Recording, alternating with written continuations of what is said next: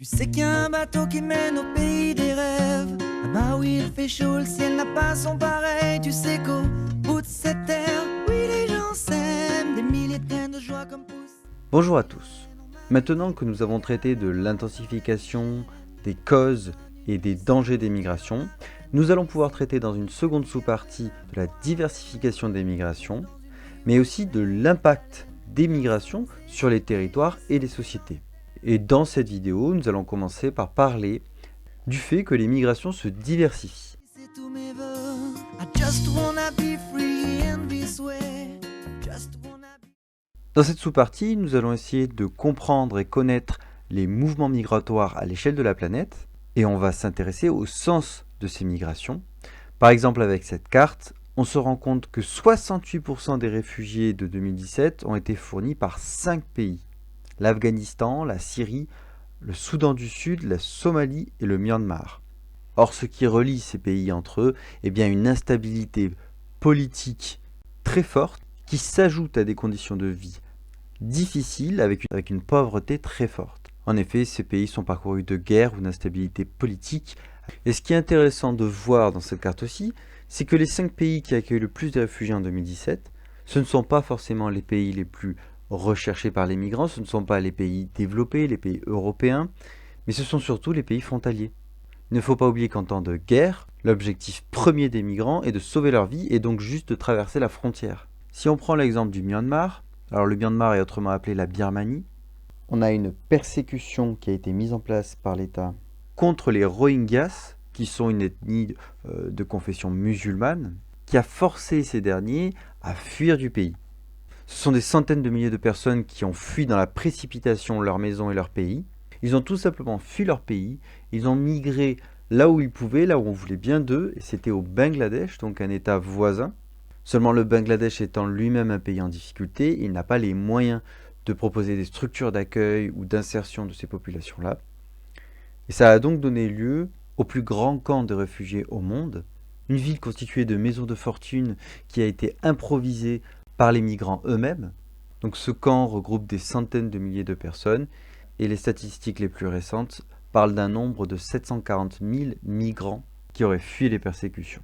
Quoi qu'il en soit, ce que nous montre cette carte, c'est que la plupart des migrations proviennent de pays en grande crise et que ce n'est pas forcément les pays les plus développés, les pays du Nord, comme on l'imagine souvent, qui reçoivent le plus de réfugiés. Dans cette première sous-partie, on va avoir une approche cartographique, on va s'intéresser aux différentes grandes voies de migration. Pour ce faire, nous allons travailler à partir de cette carte qui met en avant les différents processus migratoires à l'échelle planétaire. Avant de commencer, je vous encourage à vous rendre dans la description, à télécharger le document que vous y trouverez, qui est un fond de carte, et de l'imprimer ou de travailler dessus via un outil numérique. En effet, ce travail serait beaucoup plus pertinent si vous remplissiez vous-même un fond de carte en suivant ce cours. Bien sûr, sans arrêter pour autant le travail de prise de notes. Alors tout d'abord, on va s'intéresser au solde migratoire. Cette carte elle nous montre le solde migratoire entre 2010 et 2015 pour 1000 habitants.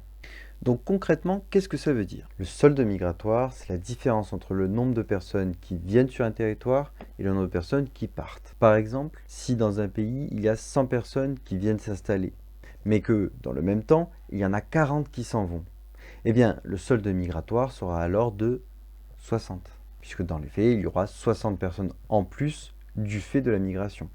Et donc, le solde migratoire pour 1000 habitants, c'est donc le nombre de personnes en plus ou en moins dans un territoire sur une année pour 1000 habitants de ce pays. Cela permet de se rendre compte rapidement de la part que représentent les émigrations ou les immigrations dans la population d'un pays. Donc si ce solde est négatif, c'est qu'il y a des personnes qui partent, il y a une perte de la démographie à cause de l'immigration. Et si ce solde est positif, c'est qu'il y a une immigration qui est supérieure à l'immigration, donc il y a une croissance démographique du fait de la migration. Parmi ces pays qui sont confrontés à une forte émigration, on va trouver sans surprise des pays qui sont confrontés à une instabilité politique très forte, avec des guerres civiles, des conflits, des persécutions. Mais il est intéressant de remarquer que c'est aussi le cas de certains pays comme l'Irlande ou la Lituanie, qui ne sont pas confrontés à de grandes difficultés économiques ou politiques, mais qui manquent d'infrastructures et de travail, ce qui provoque une fuite des travailleurs et notamment des jeunes travailleurs. on va avoir d'autres pays qui sont aussi impactés par une perte de la population à cause de l'immigration, mais à beaucoup moindre mesure, puisque ça va être entre 0 et -5. Et parmi ces pays où l'immigration est importante, on va trouver beaucoup de pays dits en développement ou des pays moins avancés, des pays en difficulté économique. C'est intéressant de comprendre, le solde migratoire n'est pas tant négatif, puisqu'il y a des transferts, il y a aussi des arrivées.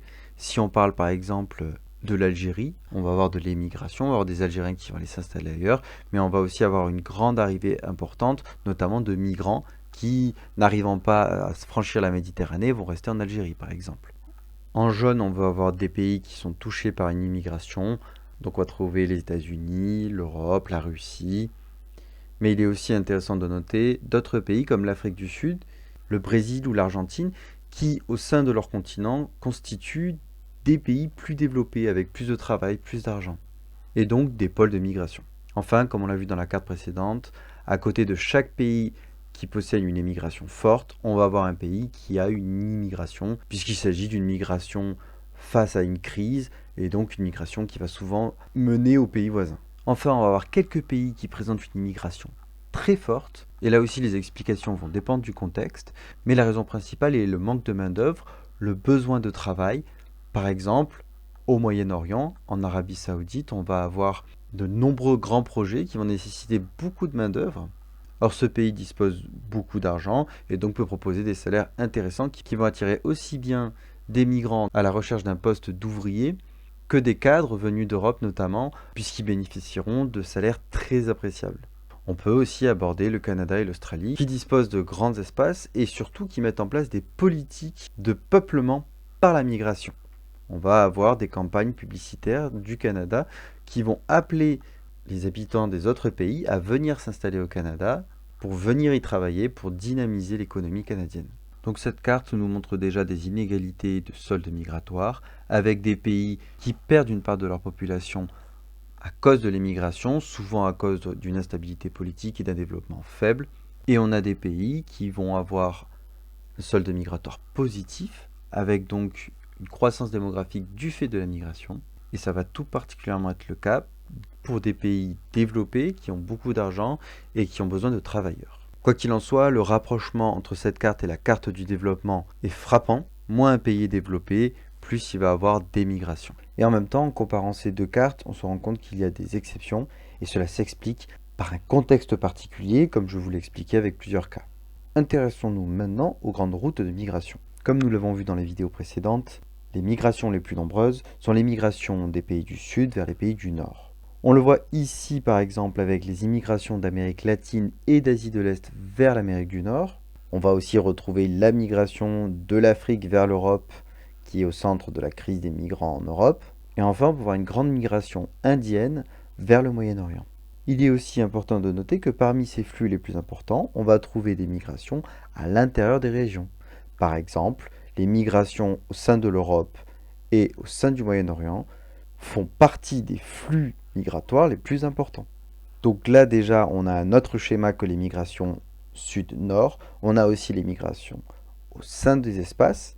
Pour ce qui est de l'Europe, on peut parler des mobilités facilitées justement grâce à l'Union européenne, qui vont permettre de vivre et de travailler beaucoup plus facilement lorsqu'on est citoyen européen. On peut aussi évoquer des systèmes d'échange et des systèmes de mobilité étudiante avec Erasmus par exemple. Ces échanges, on va les retrouver à des échelles plus petites dans les autres continents, notamment en Afrique et en Asie. Et on va aussi avoir des routes migratoires plus petites, mais de nature très différente, avec par exemple une migration africaine vers les États-Unis d'Amérique, mais aussi une migration européenne vers les États-Unis, donc deux migrations bien distinctes. Donc rappelez-vous, il y a aussi ces migrations entre pays du Nord. Et enfin, bien que cette migration ne soit pas assez nombreuse pour être représentée sur cette carte, on peut parler des migrations entre pays du Sud, entre pays en développement. Par exemple, les migrations chinoises vers l'Afrique sont de plus en plus nombreuses, en vue d'une présence économique accrue. On va souvent avoir des employés chinois qui vont aller encadrer des équipes africaines, compagnies chinoises implantées en Afrique. Donc il est important de noter qu'il ne faut pas réduire les migrations à des migrations des pays du Sud vers les pays du Nord. On va aussi trouver des migrations au sein de chaque région géographique. On va aussi avoir des migrations entre pays du Nord et à moindre mesure entre pays du Sud et du Nord vers le Sud. Afin de clore ce travail, rappelons quelques éléments importants sur la répartition des migrations dans le monde. Si la plupart des migrants viennent effectivement des pays en développement avec comme objectif d'atteindre les pays développés, on se rend compte que les pays développés ne sont pas les seuls pays à accueillir beaucoup de migrants. Du fait de la proximité avec un pays en crise, du fait d'être un pays de transit, c'est-à-dire un pays sur le passage d'une grande migration, eh bien les pays en développement vont recevoir une grande quantité d'immigrants, près de la moitié, et donc 85% des réfugiés.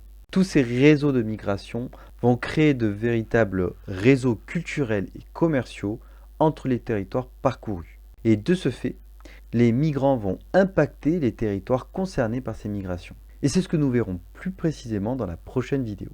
Je vous remercie pour votre attention et vous souhaite une bonne journée.